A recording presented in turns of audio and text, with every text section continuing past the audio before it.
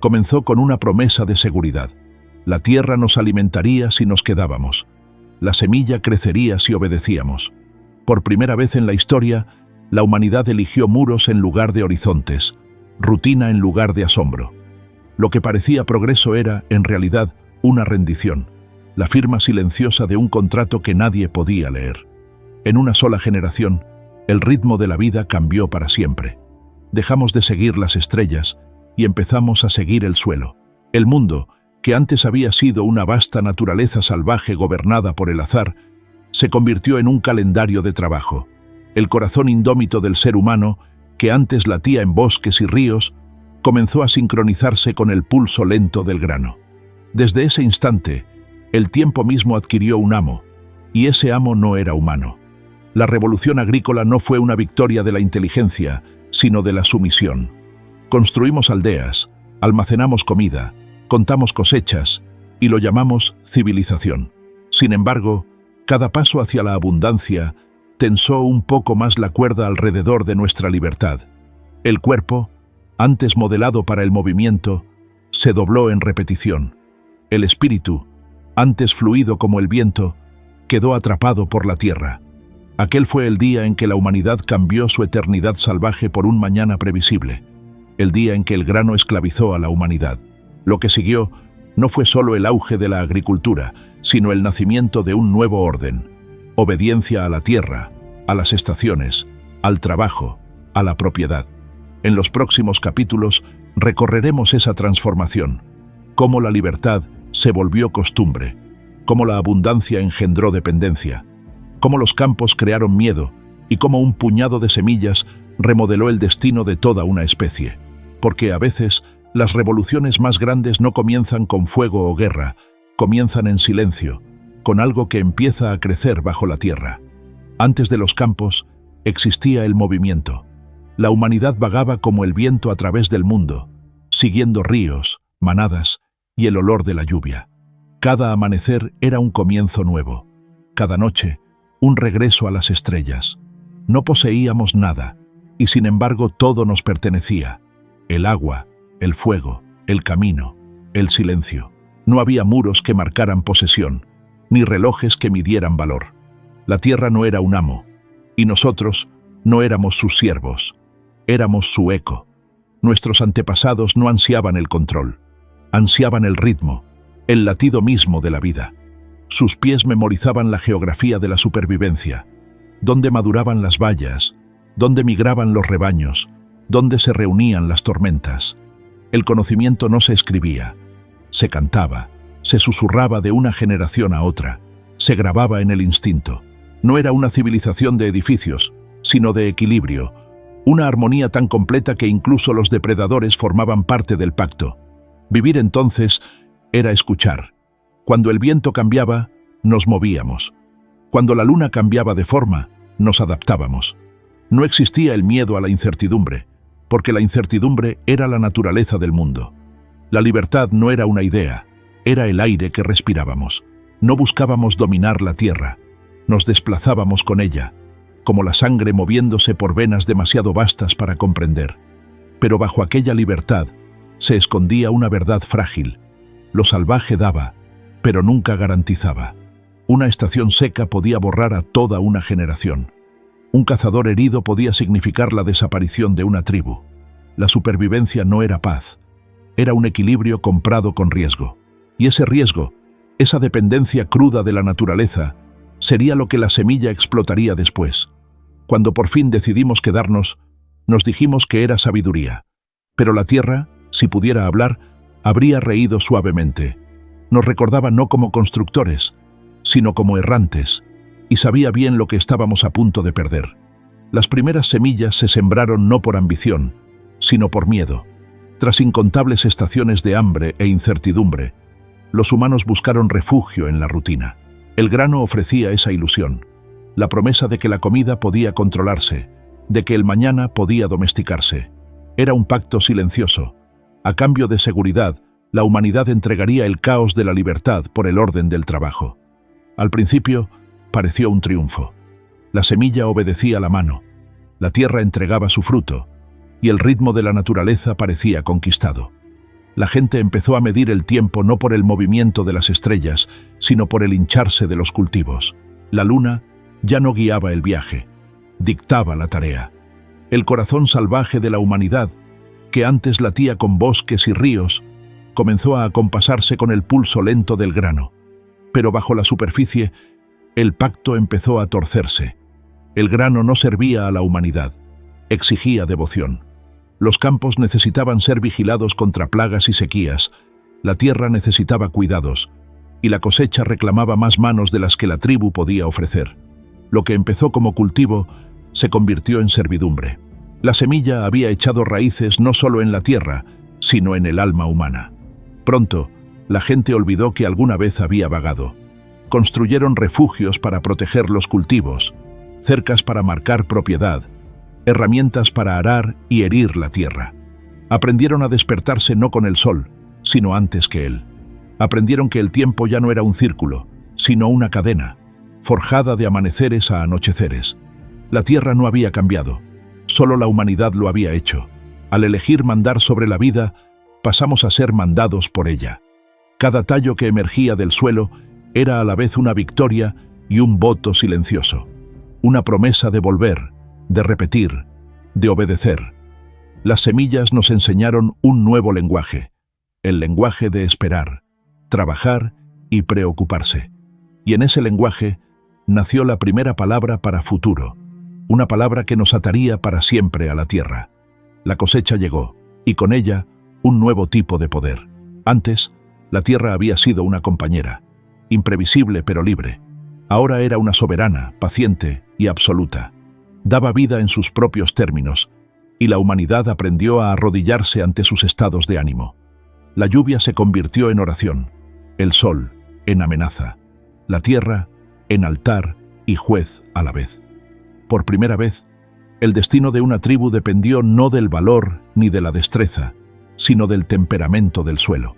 Una sola tormenta podía borrar meses de trabajo. Una sola sequía podía convertir la abundancia en hambre. Quienes antes cruzaban montañas y bosques, ahora quedaban cautivos frente al horizonte, esperando señales de nubes que ya no podían perseguir. Servir a la tierra era vivir según su calendario.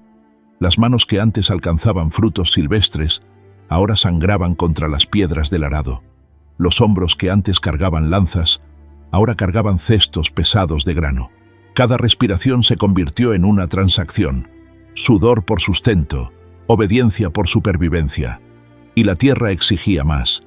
Quería vigilantes que protegieran los campos, recipientes para guardar la cosecha, fuegos para secar las semillas, y líderes que decidieran quién recibía qué. El suelo había transformado el esfuerzo humano en jerarquía. El trabajo se volvió estructura. La estructura se volvió control. Los primeros susurros de desigualdad se elevaron con el polvo de la cosecha. Algunos prosperaron, otros pasaron hambre. El agricultor que producía más grano ganaba más poder, y el grano mismo se convirtió en arma. La primera moneda, el primer dios del miedo. Las aldeas crecieron alrededor de la abundancia, y la abundancia comenzó a pudrirse en el corazón humano. La tierra había logrado lo que ningún conquistador pudo jamás. Gobernaba sin ejércitos, mandaba sin palabras, ataba a sus súbditos con hambre, no con cadenas. No necesitaba castigar, solo retener. En la quietud entre cosechas, la gente olvidó el sabor de la libertad. Inclinaron la cabeza ante el suelo, creyendo que dominaban la naturaleza, pero cada oración que susurraban empezaba igual: que la tierra sea benévola. Las primeras aldeas surgieron como cicatrices sobre la tierra. Donde antes se extendían llanuras abiertas y caminos infinitos, ahora se alzaban muros, chozas y cercas, la arquitectura de un cautiverio disfrazado de progreso. El humo se enroscaba desde los hogares que nunca se apagaban, y la gente empezó a vivir no para el viaje, sino para la próxima siembra. El horizonte dejó de llamarlos. El cielo, que antes era un mapa, se convirtió en un techo. La vida empezó a encogerse. El mundo del cazador se extendía de montaña a mar, un vasto tapiz tejido de instinto y asombro. Ahora, el mundo del agricultor se medía en pasos, de la puerta al campo, del campo al granero. El cuerpo, construido para el movimiento, quedó atrapado en la repetición. El espíritu, antes libre como el viento, fue domesticado por la rutina. Pero los aldeanos lo llamaron seguridad. Construyeron familias, almacenaron comida, contaron los días. El niño que antes habría aprendido a seguir las estrellas, ahora aprendía a contar semillas. Las canciones que habían celebrado la caza, ahora celebraban la cosecha. Comenzaron a adorar la estabilidad, sin darse cuenta de que estaba devorando aquello que los hacía humanos. La curiosidad. El cielo seguía arqueándose sobre ellos, infinito y brillante, pero pocos levantaban la vista. No tenían tiempo para las estrellas. Los campos exigían atención, las estaciones exigían obediencia. Incluso la noche dejó de ser un tiempo para soñar. Se convirtió en un tiempo para vigilar, para temer lo que pudiera venir a robar el grano. Y sin embargo, en esa quietud, algo invisible empezó a morir. La mente que antes imaginaba dioses, historias y futuros, ahora aprendía a contar deudas y raciones. El pensamiento se convirtió en trabajo. La imaginación se convirtió en memoria. La gente olvidó que alguna vez habían sido criaturas de maravilla, exploradores de la posibilidad. Aprendieron a sobrevivir, pero no a vivir. La aldea prosperó, pero el alma se apagó. La misma tierra que alimentaba el cuerpo comenzó a matar de hambre al espíritu.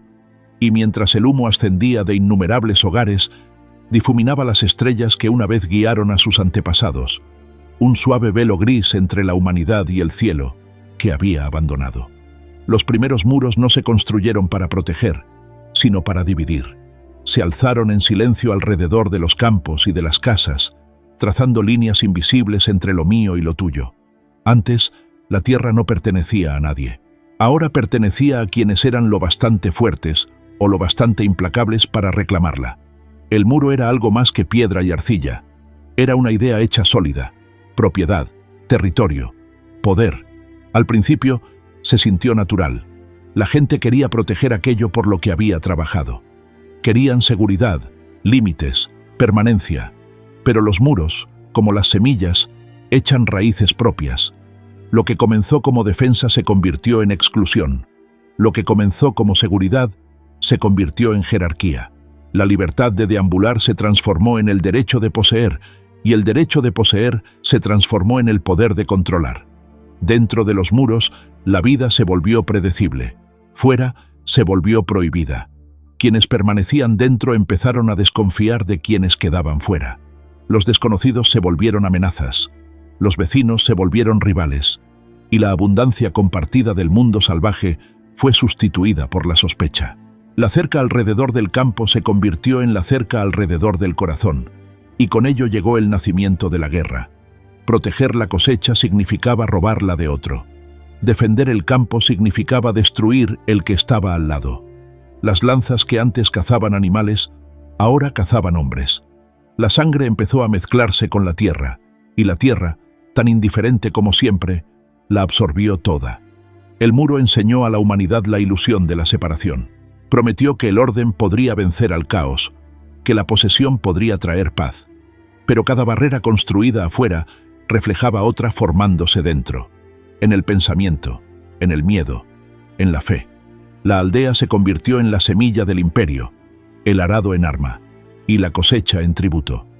Al intentar controlar la naturaleza, aprendimos a controlarnos unos a otros, y cada muro erigido contra el mundo se convirtió en un muro entre nosotros mismos. La era de la agricultura había dado a luz a su primer descendiente, la desigualdad. De la tierra nació el excedente, del excedente nació la codicia, de la codicia nació la historia, escrita en fronteras y sangre. La cosecha se suponía que era una celebración, un triunfo de la ingeniosidad humana, la prueba de que el esfuerzo podía doblegar la voluntad de la naturaleza. Pero bajo los campos dorados maduraba otra verdad, el precio de la abundancia.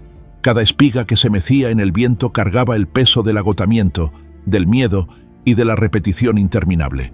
La cosecha había dado a la humanidad abundancia, y con ella, cadenas. El trabajo se volvió infinito. La tierra nunca dormía. Exigía ser volteada, regada, vigilada. Un día perdido podía significar hambre. Una estación fallida podía significar muerte. El ritmo de la supervivencia, que antes seguía la generosidad de la naturaleza, se transformó en un reloj de obligación. El amanecer significaba trabajo, El atardecer, ansiedad. Y cuando caía la noche, los sueños olían a tierra y sudor. Los cuerpos se inclinaban ante la tierra como devotos. Las manos callosas y las espaldas curvadas se convirtieron en la nueva postura de adoración. Quienes antes bailaban con la lluvia, ahora rezaban por ella. Quienes antes corrían con las manadas, ahora contaban los granos uno a uno. Los dioses de la caza habían desaparecido, sustituidos por dioses de rendimiento, de medición y de miedo. Y sin embargo, no había retorno posible. Los campos mantenían cautivos a sus trabajadores con cuerdas invisibles. La promesa de la próxima temporada, el susurro de cosechas mejores, el miedo a la pérdida, todo ello era más fuerte que cualquier jaula. La gente se quedaba porque tenía que quedarse. Trabajaba porque debía trabajar. Y en el silencio entre cosechas, comenzaron a preguntarse si la tierra misma estaba poniendo a prueba su fe. Entonces llegaron los registros, el almacenamiento, el recuento, el nacimiento de la deuda.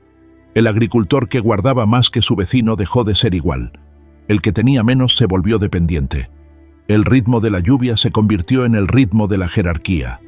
La medida de la humanidad dejó de ser el valor y pasó a ser la cantidad.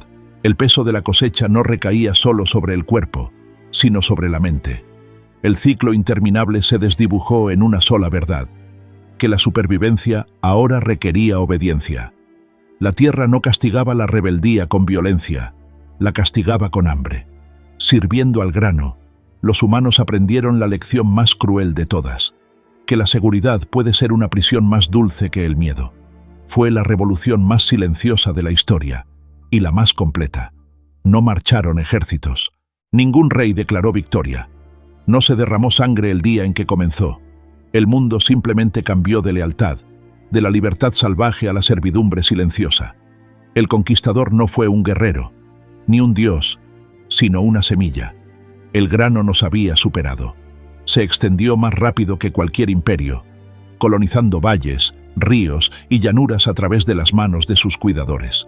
Convenció a la humanidad para trabajar, vigilar y ampliar su dominio, no para la tribu, sino para el cultivo. Cada campo era un campo de batalla disfrazado de paraíso, cada granero, un templo de obediencia.